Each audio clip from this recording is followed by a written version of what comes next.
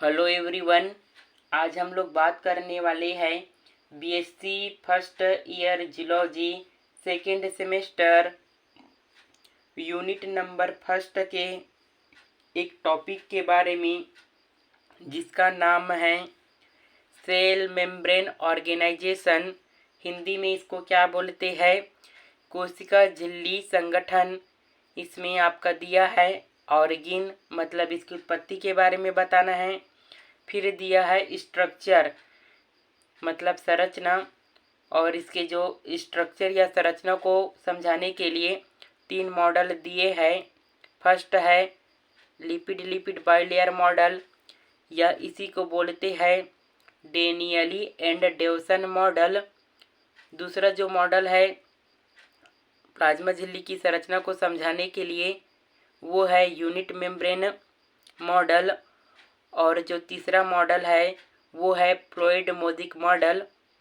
इन तीनों मॉडल के बारे में समझेंगे जो कि प्लाज्मा झिल्ली की संरचना से संबंधित है।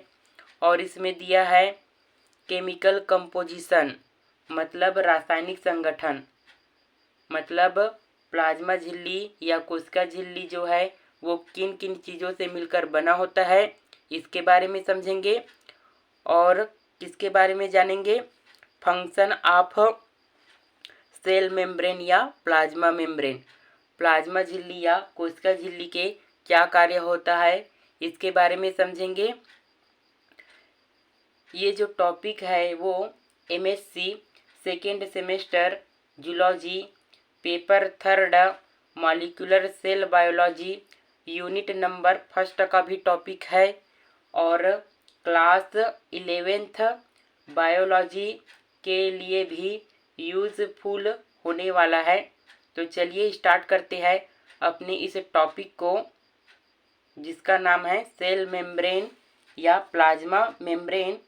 ठीक है, तो चलिए समझते हैं सेल मेम्ब्रेन या प्लाज्मा मेम्ब्रेन क्या होता है इसके बारे में।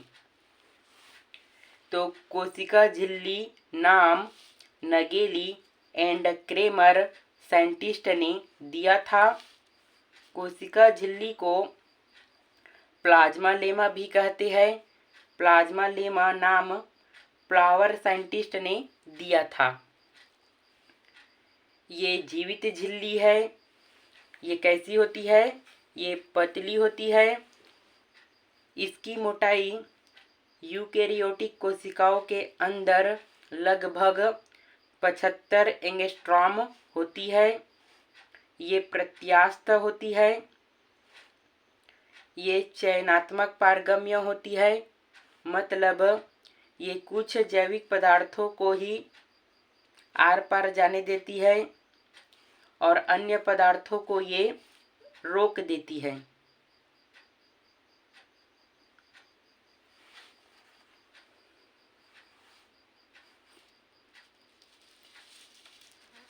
अब चलिए हम लोग इसकी स्ट्रक्चर या संरचना को समझते हैं प्लाज्मा झिल्ली की। ठीक है, तो प्लाज्मा झिल्ली की संरचना को समझाने के लिए 3 मॉडल दिए गए हैं। फर्स्ट है सैंडविच मॉडल या इसी को बोलते हैं ट्राइलेमिलर मॉडल, या इसको और किस नाम से जानते हैं? डेवसन एंड डेनियली मॉडल के नाम से भी जानते हैं, क्योंकि इसको डेवसन एंड डेनियली नामक वैज्ञानिक ने दिया था। या इसी को और किस नाम से जानते हैं? लिपिड बाइलेयर मॉडल के नाम से भी जानते हैं, क्योंकि इसके बीच में लिपिड का 2 स्तर होता है और इसके ऊपर और नीचे प्रोटीन का स्तर होता है। इसलिए इसको लिपिड बाइलेयर मॉडल या ट्राइलेमिलर मॉडल मतलब त्रिस्तरीय मॉडल के नाम से भी जानते हैं। चलिए इस मॉडल के बारे में समझते हैं। तो ये एक त्रिस्तरीय मॉडल है। इस मॉडल को डेवसन एंड डेनियली साइंटिस्ट ने दिया था। त्रिस्तरीय मतलब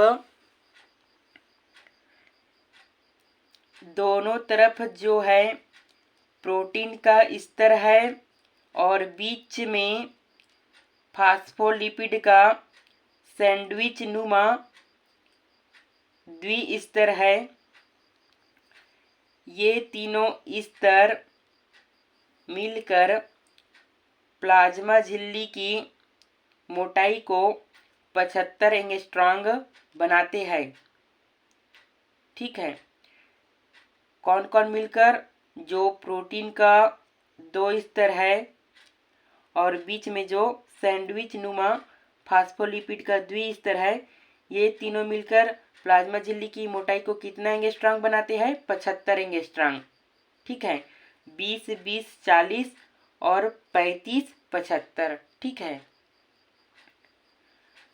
फास्फोलिपिड एम्फीफिटिक होता है, मतलब इसके अंदर एक तो इसका हेड मतलब शीर्ष भाग होता है और दूसरा इसका टेल मतलब पुच्छ होता है।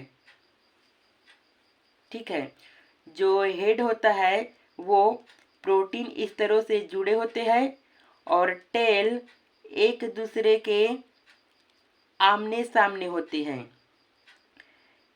हेड क्या होता है? जल स्नेही या हाइड्रोफिलिक होता है और ये हेड प्रोटीन स्तर से हाइड्रोजन या आयनिक बंधों के द्वारा जुड़े रहते हैं। और टेल कैसा होता है? जल विरागी मतलब हाइड्रोफोबिक होती है और ये वांडरवाल बंधों से आपस में संबंधित रहती है। ये है ट्राइलेमिलर मॉडल या सैंडविच मॉडल का डायग्राम।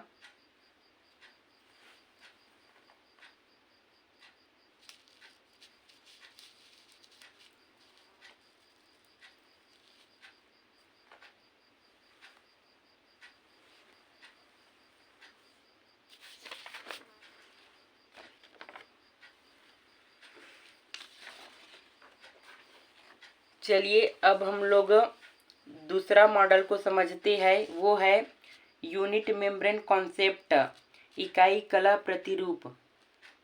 इस कॉन्सेप्ट को रॉबर्टसन वैज्ञानिक ने दिया था। ये मॉडल या कॉन्सेप्ट क्या कहता है? समस्त कोशिकीय अंगकों की झिल्लियां संरचनात्मक व कार्यात्मक रूप से समान होती है। मतलब जो कोशिका के अंदर जितने भी सेल ऑर्गेनल या कोशिकांग है, उन सभी की झिल्लियां आपस में समान होती है, संरचना की दृष्टि से भी और कार्य की दृष्टि से भी।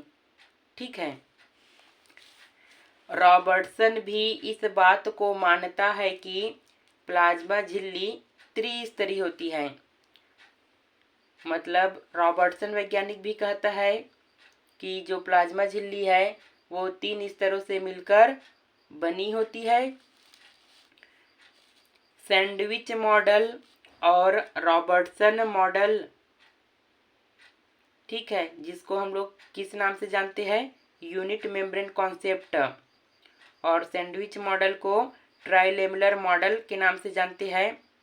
इन दोनों मॉडल को आज के तारीख में नहीं मानते हैं, क्योंकि ये दोनों ही मॉडल प्लाज्मा झिल्ली की प्रत्यास्थता को और उसकी चयनात्मक पारगम्यता को पूरी तरह से नहीं बता पाए थे। ठीक है, इसलिए जो अभी हम लोगों ने 2 मॉडल पढ़ा है उसको मान्यता प्राप्त नहीं है।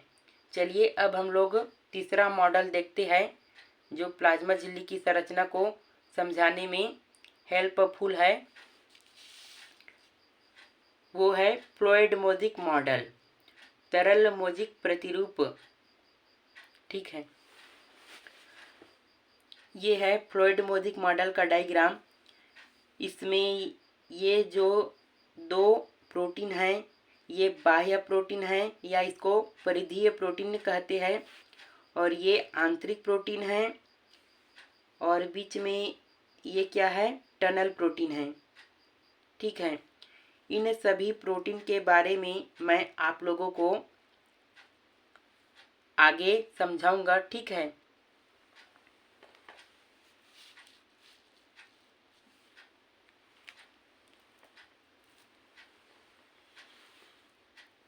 चलिए अब हम लोग समझते हैं फ्लूइड मोज़ेक मॉडल क्या है इसके बारे में।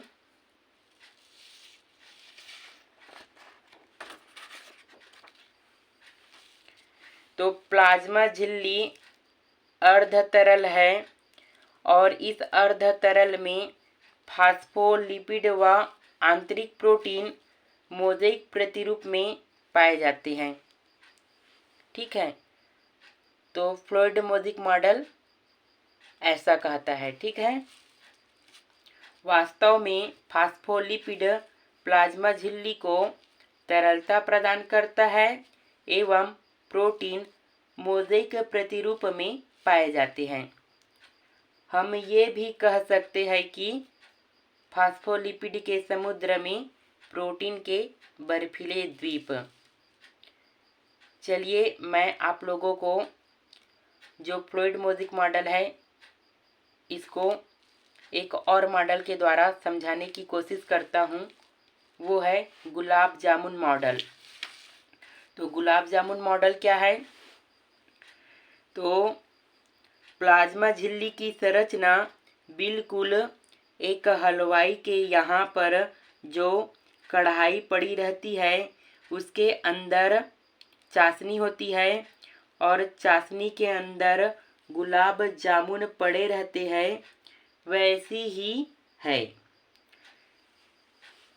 जिस तरीके से कढ़ाई के अंदर शुगर सॉल्यूशन के अंदर गुलाब जामुन पड़े हुए हैं, वैसे ही प्लाज्मा झिल्ली के अंदर फास्फोलिपिड के अंदर प्रोटीन जो है वो पड़े हुए हैं। यहाँ पास आप लोग कढ़ाई को क्या मान सकते हैं, प्लाज्मा झिल्ली मान सकते हैं। कढ़ाई के अंदर क्या चीज़ है, शुगर सॉल्यूशन पड़ा है और शुगर सॉल्यूशन के अंदर गुलाब जामुन पड़े हैं। तो आप लोग शुगर सॉल्यूशन को फास्फोलिपिड मान सकते हैं और इस फास्फोलिपिड के अंदर आप लोग मान सकते हैं प्रोटीन है और जो क्या है लिपिड बोल सकते हैं, फास्फोलिपिड वो मोज़ेक प्रतिरूप में पाए जाते हैं, ऐसा मान सकते हैं। ठीक है,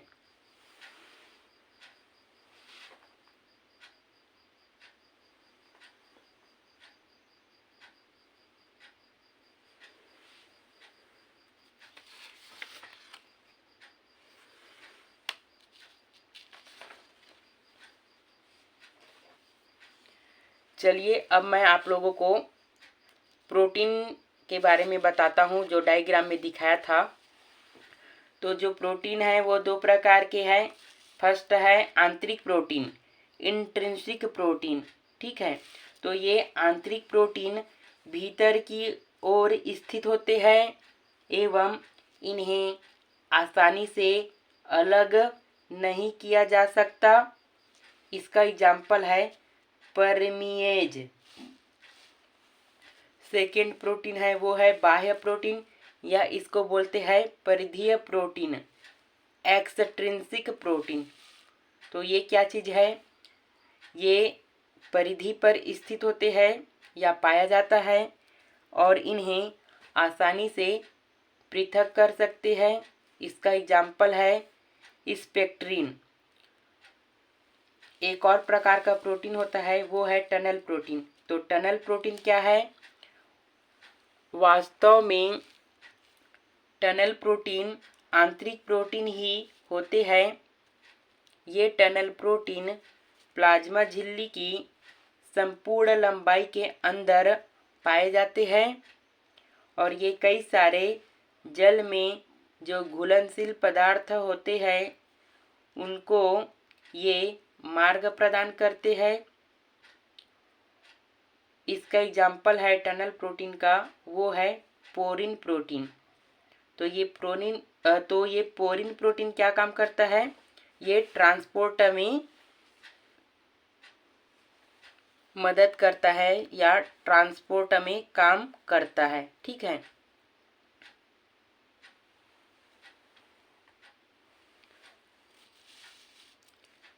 फ्लिप फ्लॉप गति प्रोटीन की प्लाज्मा झिल्ली में संभव नहीं है। ये फ्लिप फ्लॉप गति क्या होता है, इसको समझते हैं। प्रोटीन का फास्फोलिपिड के एक स्तर से दूसरे स्तर में जाना क्या कहलाता है? फ्लिप फ्लॉप गति कहलाता है।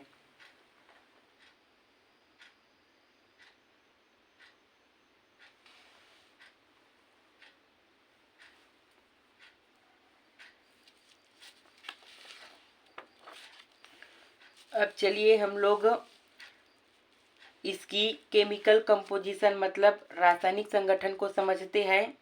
रासायनिक संगठन मतलब किन किन चीज़ों से मिलकर जो प्लाज्मा मेम्ब्रेन है या सेल मेम्ब्रेन है वो बना होता है, उसको समझते हैं। तो इसमें जो है प्रोटीन कितना होता है? 60 से 70% होता है। और फास्फोलिपिड जो होता है 30 से 40% होता है। और कार्बोहाइड्रेट जो होता है 1 से 5% होता है। ठीक है। कार्बोहाइड्रेट बहुत महत्वपूर्ण घटक है क्योंकि ये कोशिका से कोशिका पहचानना में मदद करता है। कोशिका से कोशिका पहचानना मतलब सेल टू सेल रिकॉग्नाइजेशन में मदद करता है कि कौन सी कोशिका अपनी है और कौन सी पराई। ठीक है। प्लाज्मा झिल्ली के अंदर 2 कार्बोहाइड्रेट्स होते हैं, ग्लाइकोप्रोटीन, ग्लाइकोलिपिड। तो प्लाज्मा झिल्ली के अंदर जो ये 2 घटक ग्लाइकोप्रोटीन एंड ग्लाइकोलिपिड होते हैं, ये वास्तव में सेल टू सेल रिकॉग्नाइजेशन करते हैं।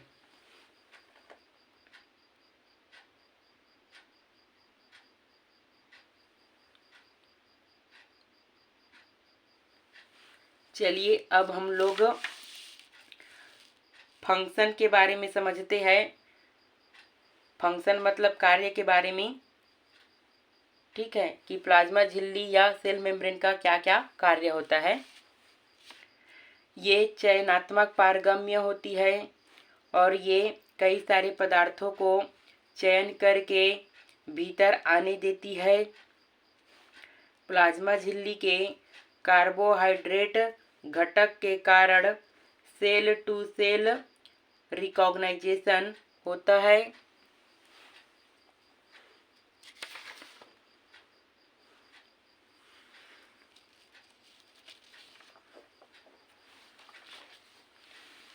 प्लाज्मा झिल्ली का मुख्य कार्य परिवहन है।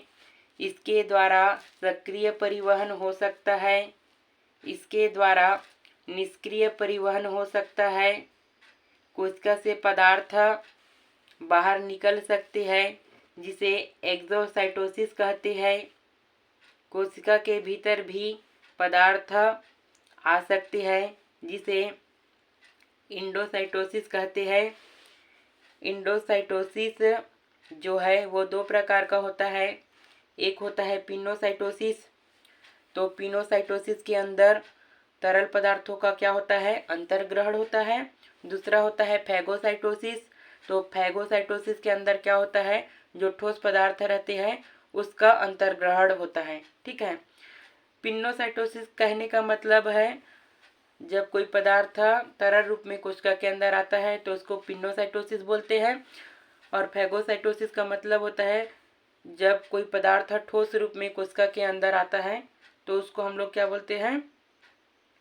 फैगोसाइटोसिस। ठोस रूप में आता है तब ना। तो आज के इस लेक्चर में हम लोगों ने प्लाज्मा झिल्ली या सेल मेम्ब्रेन क्या होता है, इसकी संरचना को जो समझाने के लिए मॉडल दिया है और ये किन किन चीज़ों से मिलकर बना होता है और इनके कार्यों के बारे में समझा। तो अगर ये वीडियो आपको अच्छा लगता है तो प्लीज़ लाइक करें और चैनल पर नए हो तो चैनल को सब्सक्राइब करना ना भूलें। Thanks for watching.